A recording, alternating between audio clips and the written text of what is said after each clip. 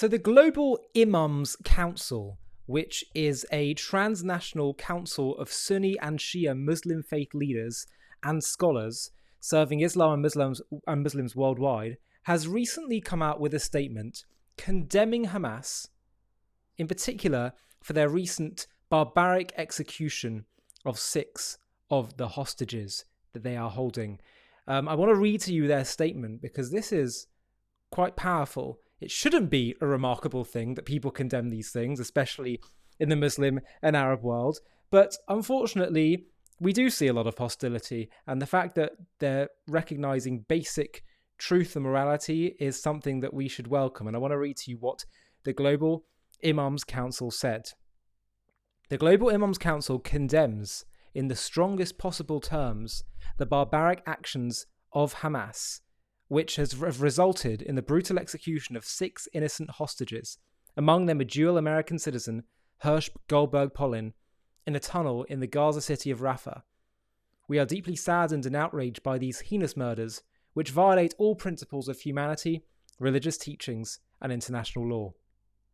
The targeting and brutalization of civilians, especially those who are defenseless and held against their will, are acts of unmitigated evil. These actions represent a gross violation of the sacred laws of conflict as ordained by all major faith traditions, including Islam, which categorically prohibit the harming of innocents. Furthermore, these atrocities contravene international humanitarian laws, including the Geneva Conventions, which are designed to protect civilians during times of war. We hold Hamas directly responsible for the deaths and suffering of all innocent lives lost since October 7th. As their actions have not only brought death and destruction upon the region, but have also led to immense suffering for the Palestinian people.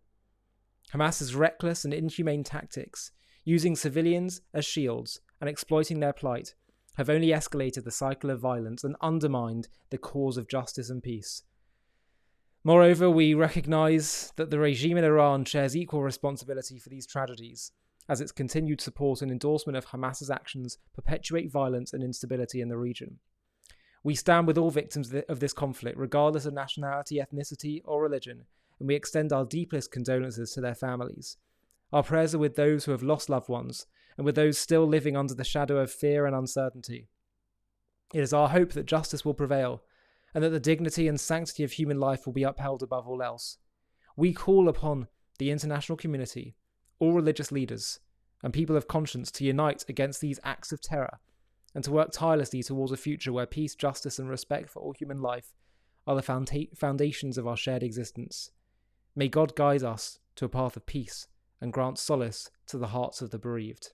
The Global Islamic Council, issued at the Islamic Seminary of Najaf, Iraq. Wow. As I said at the start, this shouldn't be a reason for us to say wow over someone saying a basic statement of truth and fairness and justice and morality. But unfortunately, there is so much hostility to Israel. There is so much pointing the finger at Israel when all the culpability, all the moral onus lies at the door of Hamas. And to hear this being said by imams in the heart of the Arab world shows that sometimes when we hear people screaming against Israel on college campuses or maybe in the media or in politics, they certainly don't represent everyone. They might not even represent the majority of people. They may be the people with the loudest barks at times, but there's plenty of people, including Muslims and people in the Arab world, who I have interviewed as well on JTV, whether it's Loe Al-Sharif, Sohail Ahmed, Mossab Hassan Youssef, who are standing with Israel, unequivocally condemning Hamas and understanding where the moral responsibility lies and that human life is sacred, period. So I want to share this with you really as a encouragement to everyone to realize that we shouldn't feel a sense of despair, and that what is inevitable in the end, much as things look difficult, much as things look like there's so much hostility towards Israel, what is inevitable in the end will be the truth. The truth will prevail. And Judaism teaches that in the end, the whole world will come to recognize the truth, and we will come to a day where the Muslim world, the Arab world, and it's already starting to happen, will recognize the Jewish people and their right to the land of Israel. And there will be peace. And more than that, Jews and Arabs will one day become the best of friends. Hi, thank you so much for watching. To watch another one, click here. To stay up to date with all our content, click here to subscribe. And if you're able to, you can help support JTV to grow and grow by clicking join below this video, where you can become a member and get perks including early access to videos and private live discussions with me. But most of all, you'll be partnering with us on our mission to change the world.